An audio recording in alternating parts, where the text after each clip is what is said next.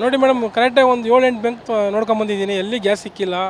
ಮುರುಗೇಶ್ಪಳ್ಳಿದಲ್ಲಿ ನೋಡಿದೆ, ಆಮೇಲೆ ಇದು ಮರತಳಿಯಲ್ಲಿ ನೋಡಿದೆ, ಆಮೇಲೆ ಇಲ್ಲೆಲ್ಲ ನೋಡ್ಕೊಂಡು ಲಾಸ್ಟ್ ಇಲ್ಲಿ ಬಂದರೆ ಇಲ್ಲಿ ಇಷ್ಟೊಂದು ಕ್ಯೂ ಇದೆ.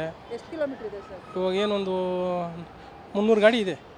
300 ಗಾಡಿ ಫುಲ್ ಒಂದು ರೌಂಡ್ ಬಂದಿದ್ದೀರಿ. 2 ಅವರ್ ಆಯಿತು ಗಾಡಿ ಹಾಕಿ, ಇವಾಗ ಬಂದಿದ್ದೀರಿ. ಅಲ್ಲಿ ನೋಡಿದ್ರೆ 150 ರೂಪಾಯಿ ಮಾಡಿದ್ದಾರೆ ಲೀಟ್ರ್ ಗ್ಯಾಸು. ಅಲ್ಲಿ ಜಾಸ್ತಿ ಅಂತ ಹೇಳ್ಬಿಟ್ಟು ಇಲ್ಲಿ 90 ರೂಪಾಯಿ ಇದೆ. ಇಲ್ಲಿಗೆ ಬಂದಿದ್ದೀರಿ. ಇವಾಗ ಮತ್ತೆ ಇಲ್ಲಿ ಹಾಕ್ಕೊಂಡು ಡ್ಯೂಟಿ ಮಾಡ್ಬೇಕು. 3 ಅವರ್ ವೇಸ್ಟ್ ಆಯಿತು. ಏನು ಮಾಡೋಣ ಮೇಡಮ್? ನಮ್ಮದು ತಲೆ ಕೆಟ್ಟೋಗ್ಬಿಟ್ಟಿದೆ ನಮಗೆ. ಏನು ಮಾಡೋಣ? ಎರಡು ಗಂಟೆ 3 ಗಂಟೆ ನಾವು ಗಾಡಿ ನಿಲ್ಲಿಸ್ಬೇಕು, ಗಾಡಿ ಇದು ಮಾಡಬೇಕು. ಇಲ್ಲಿ ಹೋಗಿ ಗ್ಯಾಸ್ ಹಾಕ್ಕೊಂಡು ಹೋದರೆ ಮುಂದ್ಗಡೆ ವ್ಯಾಪಾರ ಇರಲ್ಲ. ಮನೆ ಜೀವನ ನಡೀತಾ ಇಲ್ಲ. ಅವ್ರು ಕೂತ್ಕೊಂಡು ಇದರಲ್ಲಿ ಕೂತ್ಕೊಂಡು ಏನಿಲ್ಲ ಫ್ರೀಯಾಗಿ ನಡೀತಾ ಇದೆ ಅಂತಾರೆ. ಕಷ್ಟ ಬೀಳ್ತಾರದು ನಾವು. ಏನು ಕಷ್ಟ? ಯಾರು ಬಂದು ಬರ್ತಾರಾ? ಯಾರು ಬಂದು ನೋಡ್ತಾ ಇದ್ದಾರಾ ಏನು ಕಷ್ಟ ಬೀಳ್ತಾ ಇದ್ದೀವಿ ಅಂತ? ಮನೆ ಜೀವನ ನಡೆಸ್ಬೇಕು ಅಂದರೆ ಕಷ್ಟ ಆಗೈತೆ. ನಾವು ಅವ್ರಿಗೆ ಹೆಂಗೆ ಹೋಗಿ ಹೇಳೋಕ್ಕಾಗಲಿ? ನಮ್ಮ ಜೀವನನೇ ನಡೆಸೋದು ಕಷ್ಟ ಆಗೈತೆ. ಅವ್ರಿಗೆ ಹೋಗಿ ಹೇಳೋಕ್ಕಾಗುತ್ತಾ ನಾವು? ಎಲ್ಲಿ ಪರಿಹಾರ ಮಾಡ್ತಾರೆ? ಯಾರು ಪರಿಹಾರ ಮಾಡಲ್ಲ. ನಮ್ಮ ಕಷ್ಟ ನಾವೇ ಪರಿಹಾರ ಮಾಡ್ತೀವಿ. ಅವ್ರು ಏನು ಬಂದು ನಮ್ಗೆ ಕಷ್ಟ ತೀರ್ಸಲ್ಲ. ಏನು ಮಾಡ್ತೀರಾ? ನಮ್ಮ ಕೂತ್ಕೊಂಡಿದ್ದಲ್ಲ ರಾಜ್ಯಸಭಾ ಒಳಗೆ ಅವರೆಲ್ಲ ಹೇಳ್ತಾರಲ್ಲ, ಏನಿಲ್ಲ ಎಲ್ಲ ಫ್ರೀಯಾಗಿ ಸಿಗ್ತಾ ಇದೆ ಅಂತ. ಇಲ್ಲಿ ಕಷ್ಟ ಬೀಳ್ತಿರೋದು ಯಾರು ಬಂದು ನೋಡ್ತಾ ಇದ್ದಾರೆ? ಅದೇನ ನಾವು ಯಾಕೆ ನಿಲ್ಸ್ಕೊಂಡಿರ್ಬೇಕು ಅಲ್ವಾ? ಫ್ರೀಯಾಗಿ ಸಿಕ್ಕಿದ್ರೆ ನಾವು ನಿಲ್ಸ್ಕೊಂಡು ಯಾಕೆ ಇರಬೇಕು? 3 ಗಂಟೆ ನಿಲ್ಸ್ಕೊಂಡಿರ್ಬೇಕಾ? ಪಾರ್ಲಿಮೆಂಟ್ಗೆ ಹೋಗಿ ನಾವು ಕಷ್ಟ ಹೇಳೋಣ? ಪಾರ್ಲಿಮೆಂಟಲ್ಲಿ ನಮಗೆ ಬಿಡ್ತಾರಾ? ಎಲ್ಲಿ ಸಿಗ್ತಾರೆ? ಎಲ್ಲೂ ಸಿಗಲ್ಲ. ಸುಮ್ಮನೆ ಬಾಯಿ ನಮ್ಮ ಇದಕ್ಕೋಸ್ಕರ ನಾವೊಂದು ಹೇಳ್ಬೋದು. ನಾವು ಅವ್ರ ಹತ್ರ ಹಾಕ್ಸಿದ್ರೆ ನಮಗೇನು ವರ್ಕೌಟ್ ಆಗಲ್ವಲ್ಲಮ್ಮ. ನೋಡಿ, ಇಲ್ಲಿ ಕ್ಯೂ ನಿಂತ್ಕೊಂಡು ಹಾಕಿಸ್ತಾವೆ 89 ರೂಪಾಯಿಗೆ. ಏನೋ 100-200 ಉಳಿಯುತ್ತೆ ಅಂತ ಹಾಕಿಸ್ತೀವಿ. ಅದು ಮೋಸ ಮಾಡಿ ದುಡಿಬೇಕಮ್ಮ ಅಷ್ಟೇ. ನಿಯತ್ತಾಗಿ ದುಡಿಯೋಕ್ಕಾಗಲ್ಲ. ನೀವು 100 ರೂಪಾಯಿ ಕೊಟ್ಟರೆ 100 ರೂಪಾಯಿ ಚೇಂಜ್ ಕೊಡಲ್ಲ ಅವರು. ನಾವು ಕೊಡ್ತೀವಿ. ಈ ಕ್ಯೂ ನಿಂತ್ಕೊಂಡು ಹಾಕಿಸ್ಕೊಂಡಿರ್ತೀವಿ. ಇದು ತಕ್ಕನಾಗಿ ನಾವು ದುಡಿತೀವಿ. ಅದನ್ನು ನಾವು ಹೆಂಗೆ ಬೇಕು ಹಂಗೆ ಮೇಂಟೈನ್ ಮಾಡ್ತೀವಿ. ಅದೇನು ಗೊತ್ತಾ, ಪ್ರೈವೇಟ್ ಬ್ಯಾಂಕಲ್ಲಿ ಹಾಕ್ಸೋರು 1 ಡಬಲ್ 3 ಬಾಡಿಗೆ ಹೊಡಿಬೇಕು. ನಾವು ಆ ಥರ ಬಾಡಿಗೆ ಹೊಡಿಯೋಕ್ಕಾಗಲ್ಲ. ಹೊಡಿಯೋರು ಇದ್ದಾರೆ, ತಪ್ಪು ಹೊಡಿಯೋರು ಇದ್ದಾರಲ್ಲ. ಈಗ ಒಂದು ತಿಂಗಳಾಯಿತು, ಒಂದು ತಿಂಗಳಿಂದ ಮನೆಗೆ ಅನ್ನೋದು 500 ರೂಪಾಯಿ ಯಾರೂ ಕೊಟ್ಟಿಲ್ಲ. ಡ್ರೈವರ್ಗಳಾಗಲಿ ಓನರ್ಗಳಾಗಲಿ. ಇದಕ್ಕೆ ಪರಿಹಾರ ಕೊಡೋರು ಯಾರು ಅವ್ರ ಅಮ್ಮ? ಯಾರೋ ಒಂದು ಕಡೆ ಹೋಗಿ ಒಂದು 100 ಡ್ರೈವರಿಗೆ ಕೊಟ್ಬಿಟ್ರೆ 4 ಲಕ್ಷ 5 ಲಕ್ಷ ಡ್ರೈವರ್ ಇದ್ದೀವಿ. ಎಲ್ಲೋ ಒಂದು 1000 ಜನ ಕೊಟ್ಬಿಟ್ರೆ ಏನಕ್ಕಾಗುತ್ತಮ್ಮ? ಇದು ಕ್ರಮ ತೊಗೊಬೇಕು. CM ತೊಗೊಬೇಕು, DCM ತೊಗೊಬೇಕು. ನಾವೇನು ಕೇಳೋದಮ್ಮ? ನಾವು ಅವ್ರನ್ನ ಕೇಳೋದು ಒಂದೇ, ಕಲ್ಲು ಬಂಡೆಗೆ ಹೋಗಿ ತಲೆ ಹೊಡ್ಕೊಳ್ಳೋದು ಒಂದೇ. ಅವ್ರನ್ನ ಕೇಳೋದು ಅಷ್ಟೇ, ಹೋಗಿ ಕಲ್ಲು ಬಂಡೆಗೆ ತಲೆ ಹೊಡ್ಕೊಳ್ಳೋದು ಅಂತ. ಅಧಿಕಾರಿಗಳು ಬಂದು ನಿಂತು ಏನು ಬಗೆಹರಿಸ್ಕೊಂಡು ಹೋಗ್ಬೇಕಲ್ವಾ? ಏನು ಪ್ರಾಬ್ಲಮ್ ಆಗಿದೆ ಅಂದ್ಬಿಟ್ಟು ಅದೆಲ್ಲ ಕೇಳೋರೇ ಇಲ್ಲ ಮೇಡಮ್. ಸುಮ್ಮನೆ ಎಲೆಕ್ಷನ್ ಟೈಮಲ್ಲಿ ಬಂದು ವೋಟ್ ಹಾಕಿ ಇದಾಕಿ ಅದು ಮಾಡ್ತೀನಿ ಇದು ಮಾಡ್ತೀನಿ ಅಂತ ಅವ್ರ ಕೆಲಸ ಅವ್ರದ್ದೇನಿದೆ ನೋಡ್ಕೊಂಡು ಹೋಗ್ತವ್ರೆ ಅಷ್ಟೇ. ಜನಗಳಿಗೆ ಏನೂ ತೊಂದರೆ ಮಾಡ್ತಾಯಿಲ್ಲ. ಈ ಸರ್ಕಾರ ತುಂಬ ದೊಡ್ಡ ಸರ್ಕಾರ. ಏನೇನು ಆ್ಯಕ್ಷನ್ ತೊಗೊತಾ ಇಲ್ಲ. ಎಲ್ಲ ಬರೀ ಫ್ರೀ ಆ ಗ್ಯಾರಂಟಿ ಫ್ರೀ, ಈ ಗ್ಯಾರಂಟಿ ಎಲ್ಲ ಫ್ರೀ ಅಂತ ಹೇಳ್ತಾರೆ ಅಷ್ಟೇ. ಅದೆಲ್ಲ ಏನು ಪ್ರಯೋಜನ ಇಲ್ಲ.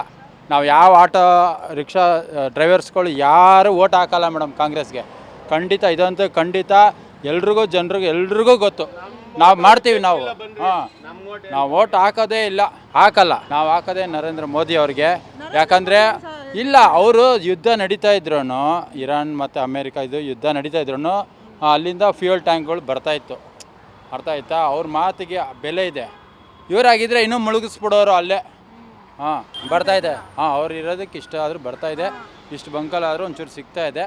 ಬಟ್ ಇಲ್ಲಿ ಇರೋ CM ಅಧಿಕಾರಿಗಳು, ಇಲ್ಲಿ ಕಾಂಗ್ರೆಸ್ ಅಧಿಕಾರಿಗಳು ಇಲ್ಲಿ ನಮ್ಮ ಈ ಕರ್ನಾಟಕದಲ್ಲಿ ಏನು ಬಗೆಹರಿಸ್ಬೇಕು ಆ ಪ್ರಾಬ್ಲಮ್ನ ಬಗೆಹರಿಸ್ಕೊಂಡು ಹೋಗ್ಬೇಕು.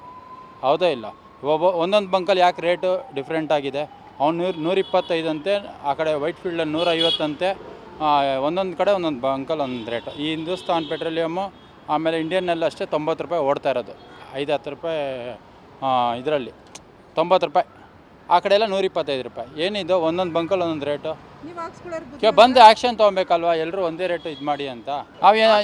ಈಗ ನಾವು ನೋಡಿ ಲೈನಲ್ಲಿ ನಿಂತ್ಕೊಂಡು ಇದಿಲ್ಲ. ಈಗ ದುಡ್ಡು ನಾವು ಒಂಚೂರು ಉಳಿಸ್ಕೊಂಡು ಹಾಕೊಬೇಕಲ್ವ ಫ್ಯೂಯಲು. ಅವ್ನು 125 ಕೇಳಿದಷ್ಟು ಕೊಡ್ತಾನೆ ಅಂತ ಹೇಳಿದ್ರೆ ನಾವೇನು ದೊಡ್ಡ ನಾವು ಬುದ್ಧಿವಂತರು. ಎಲ್ಲಿ ಕಡಿಮೆ ಇದೆಯೋ ಅಲ್ಲಿ ಹೋಗಿ ಹಾಕ್ಸ್ಕೊತಾ ಇದ್ದೀವಿ. 90 ರೂಪಾಯಿ ಅದನ್ನು ಜಾಸ್ತಿನೇ. ಕಡಿಮೆ ಏನಲ್ಲ, ಅದನ್ನು ಜಾಸ್ತಿನೇ. ನೀವು ನಮ್ಮ ಗಾಡಿ ಮೂವ್ ಆಗಬೇಕಲ್ಲ, ಮನೆಗೆ ಹಾಲು ಬೇಕಲ್ಲ ಬೆಳಗಿನ ಜಾವ ಮಗುಗೆ, ಮತ್ತು ಹಾಲ್ಗಾದ್ರೂ ಆಗಬೇಕಲ್ಲ ಕಾಸು, ಅದು ಇಲ್ಲ ಅಂತ ಕೂತ್ಕೊಂಡ್ರೆ ಹೆಂಗೆ ಮನೇಲಿ, ಹೌದಾ ಇಲ್ಲ? ಆ ಥರ ದಿನೇ ದಿನೇ ಇದೆ. ಹಿಂಗೆ ಆಗಿದೆ ಅಂದರೆ ಕೊಲ್ಲಿ ಇದರಲ್ಲಿ ವಾರ್ ನಡೀತೈತೆ. ಹಾಗಾಗಿ ಅದನ್ನು ನಾವು ತಾಳ್ಮೆಯಿಂದ ಅನುಸರಿಸ್ಕೋಬೇಕು ಅಷ್ಟೇ ಹೊರತು. ತಾಳ್ಮೆ ಅಂದರೆ ವಾರ್ ನಿಲ್ಲಬೇಕು ಮೇಡಮ್. ಈಗ ನಮ್ಮ ಪಕ್ಕದ ಸ್ಟೇಟೋ ಇಲ್ಲಾಂದರೆ ಇದಂದರೆ ನಾವು ಹೋಗಿ ಕಿತ್ಕೊಂಡ ಬರೋದ ಮಾಡ್ಬೋದು. ಮೇಯ್ನು ಆಲ್ಮೋಸ್ಟ್ ಜಲಾಶಯನೇ ಬಂದ್ ಮಾಡಿದಾರಲ್ಲ. ಈಗ ಅಮೇರಿಕಾ ಸ್ಟೇಟ್ಮೆಂಟ್ ಕೊಟ್ಟವ್ರೆ, ನಾವು ಬಾಂಬ್ ಹಾಕ್ಬಿಟ್ಟು ಉಡಾಯಿಸ್ಬಿಡ್ತೀವಿ ಅಂತ. ಒಟ್ಟಿನಲ್ಲ ಏನೋ ಒಂದು ಗತಿನ ಮಾಡಿದ್ರೆ ಇನ್ನು ಮುಂದಿನ ಕಾಲಕ್ಕೆ ನಾವು ನೋಡ್ಬೋದು. ದಿನ ಸಾಯೋರ್ಗೆ ಅಳೋರು ಯಾರು ಅಲ್ವರ? ಹಾಗಾಗಿ ಆಗೈತೆ ಸಮಸ್ಯೆ. ನಮ್ಮ ಭಾರತಕ್ಕೆ ಅಂತಲ್ಲ, ಭಾರತಕ್ಕೆ ಆ್ಯಕ್ಚುಲಾಗಿ ಹೇಳ್ಬೇಕಂದ್ರೆ ಸರಳವಾಗಿ ಬರ್ತೈತೆ. ಹರ್ಮೋಜ್ ಜಲಸಂಧಿಯಿಂದ ಭಾರತಕ್ಕೆ ಅಂತ ರಿಲೀಸ್ ಮಾಡ್ತಾಯಿದ್ದಾರೆ. ಬೇರೆಯವ್ರನ್ನ ಆ್ಯಕ್ಚುಲಾಗಿ 4 ದೇಶಕ್ಕೆ ಬಿಟ್ಟಿರೋದು. ಒಂದು ಪಾಕಿಸ್ತಾನ, ಒಂದು ಇಂಡಿಯಾ, ಒಂದು ಚೈನಾ, ಒಂದು ರಷ್ಯಾ. 4 ದೇಶಕ್ಕೆ ಅನುಮತಿ ಕೊಟ್ಟಿರೋದು. ನೆಕ್ಸ್ಟು 18,000 ಕೋಟಿ ಪೆನಾಲ್ಟಿ ಹಾಕ್ತೀನಿ ಅಂತಂದ್ರೂ ಭಾರತಕ್ಕೆ ಹಾಕಕ್ಕೆ ಸಾಧ್ಯವೂ ಇಲ್ಲ. ಯಾಕಂದರೆ ಮೋದಿ ಫ್ರೆಂಡ್ಶಿಪ್ ಹಂಗಿದೆ. ಪ್ರತಿಯೊಂದು ದೇಶದಲ್ಲಿ ಸುತ್ತಿದ್ರು ಅಂತ ಇವರೆಲ್ಲ ಜನ ಬಾಯಿ ಬಿಡ್ಕೋತಾರಲ್ಲ, ಇದೇ ಬೆನಿಫಿಟ್ ಆಫ್ ದಿ ಇಂಡಿಯಾ ಅಂದರೆ ಇದೆ ಬೆನಿಫಿಟ್ ಇದೆ. ನಮ್ಮ ಭಾರತಕ್ಕೆ ಬೆನಿಫಿಟ್ ಇದೆ. ಮೋದಿ ಇಲ್ಲ ಅಂದಿದ್ದರೆ ನಾವು ಇವತ್ತೊಂದು ದಿನ ಪಾಕಿಸ್ತಾನದಲ್ಲಿ 460-485 1 ಲೀಟ್ರ್ ಪೆಟ್ರೋಲು, ಆ ಸ್ಥಿತಿ ಬಂದುಬಿಟ್ಟಿರೋದು ಮೋದಿ ಇಲ್ಲ ಅಂದಿದ್ದಿದ್ರೆ. ಮೋದಿ ಇರೋದಕ್ಕೆ ನೋಡಿ 10% ಟ್ಯಾಕ್ಸು ರಿಟರ್ನ್ ತೊಗೊಂಡಿದ್ದಾರೆ. ಯಾರು? ಸೆಂಟ್ರಲ್ ಗೌರ್ಮೆಂಟ್ ಅವರು. ಪೆಟ್ರೋಲ್ ರೇಟ್ ಜಾಸ್ತಿ ಆಗಿದೆ, ಪೂರಾ ಪ್ರಪಂಚಕ್ಕೆ ಆಗಿದೆ. ನೋಡಿ ಮೊನ್ನೆ ಜಪಾನಲ್ಲೂ ಮಾಡವನೆ, ಸ್ಪೇನಲ್ಲಿ ಮಾಡವನೆ, ಎಲ್ಲದರಲ್ಲೂ ಮಾಡವ್ರೆ. ನಮ್ಮ ಇಂಡಿಯಾದಲ್ಲಿ ಮಾತ್ರ ಮಾಡಿಲ್ಲ. ಟ್ಯಾಕ್ಸ್ ಅಂದರೆ ಟ್ಯಾಕ್ಸಲ್ಲಿ 10% ವಾಪಸ್ ತೊಗೊಂಡಿದ್ದಾರೆ. 10 ರೂಪಾಯಿ ವಾಪಸ್ಸು. ಆ್ಯಕ್ಚುಲಿ ರೇಟ್ ರೈಸ್ ಮಾಡಬೇಕು. ರೇಟ್ ರೈಸ್ ಮಾಡ್ದಲೆ central government tax, state government ಏನು ತಗೊಂಡಿಲ್ಲ ಬಿಡಿ. ಅದು ಅವರಿಲ್ಲ ಅಂದಿದ್ದಿದ್ರೆ ನಾವು ಇನ್ನೂ ಅದೇ ಪಾಕಿಸ್ತಾನ ಥರ 400 ರೂಪಾಯಿನೋ ಇಲ್ಲಾಂದರೆ ಇವತ್ತೊಂದು ದಿನ LPG ರೇಟು 53-54 ರೂಪಾಯಿ ಇದ್ದಿದ್ದನ್ನ ಇಲ್ಲಿ 90 ರೂಪಾಯಿ ಆಗ್ತಾರೆ. ಇನ್ನೊಂದು ಏನಪ್ಪ ಅಂದರೆ ಸ್ಟೇಟ್ ಗೌರ್ಮೆಂಟ್ ಅವರು ಆ್ಯಕ್ಷನ್ ತಗೋಬೇಕು. ಈ ಬಂಕಲ್ಲಿ 90 ರೂಪಾಯಿ ಇದ್ದರೆ ಇನ್ನೊಂದು ಬಂಕಲ್ಲಿ 110 ರೂಪಾಯಿ ಇರುತ್ತೆ. ತಿರ್ಗಾ ನಮ್ಮ ಸಂಘದವರೆಲ್ಲ ಹೋಗ್ಬಿಟ್ಟು KH ಮುನಿಯಪ್ಪನವ್ರ ಹತ್ರ ಹೋಗಿ ಕೇಳಿದ್ದಕ್ಕೆ ಅವ್ರೇಂತಾರೆ ಒಳ್ಳೆ ಉಡಾಫಿ ಮಾತಾಡ್ತಾರೆ. ಯಾವ ಥರ ಅಂತಂದರೆ ಎಲೆಕ್ಷನ್ ಆಗಲಿ, ಆಮೇಲೆ ಒಂದು ನೋಡೋಣ. ಅದೇ ನಮ್ಮ ಹೆಣದ ಮೇಲೆ ಅವ್ರು ರಾಜಕೀಯ ಮಾಡ್ತಾವ್ರೆ. ನಮ್ಮ ಹೆಣದ ಮೇಲೆ ರಾಜಕೀಯ ಮಾಡೋದಕ್ಕೆ ಅವರೇ ಬೇಕಾ? ರಾಜಕೀಯ ಮಾಡೋಕ್ಕೆ ಅಂತ ನಾವು ಕಳಿಸಿದ್ರೆ ರಾಜಕೀಯನ ಯಾವ ಥರ ಮಾಡಬೇಕು? ನಿಮಗೆ ತೊಂದರೆ ಆಗದಿರೋ ಥರ ರಾಜಕಾರಣ ಮಾಡಬೇಕು. ತೊಂದರೆ ಕೊಟ್ಟಾಗೈತೆ ಆಲ್ರೆಡಿ. ತೊಂದರೆ ಕೊಟ್ಟಿದ್ರು ಅದ್ರ ಮೇಲೆ ರಾಜಕಾರಣ ಮಾಡ್ತೀನಿ ಅಂದರೆ ಅದಕ್ಕೆ ಅರ್ಥನೇ ಇಲ್ಲ. ಆ ಥರ ಜನಗಳಿಗೆ ಇದು ಮಾಡಬೇಕು. ನೋಡಿ ಮೇಡಮ್, ಇವರು ಕಾಂಗ್ರೆಸ್ ಸರ್ಕಾರ ಬಂದಮೇಲೆ ನೀವು ಯಾವುದ್ರಲ್ಲಿ ಜಾಸ್ತಿ ಆಗಿಲ್ಲ ಅಂತ ಹೇಳಿ ನೋಡೋಣ. ಯಾವುದ್ರಲ್ಲಿ ಜಾಸ್ತಿ ಆಗಿಲ್ಲ?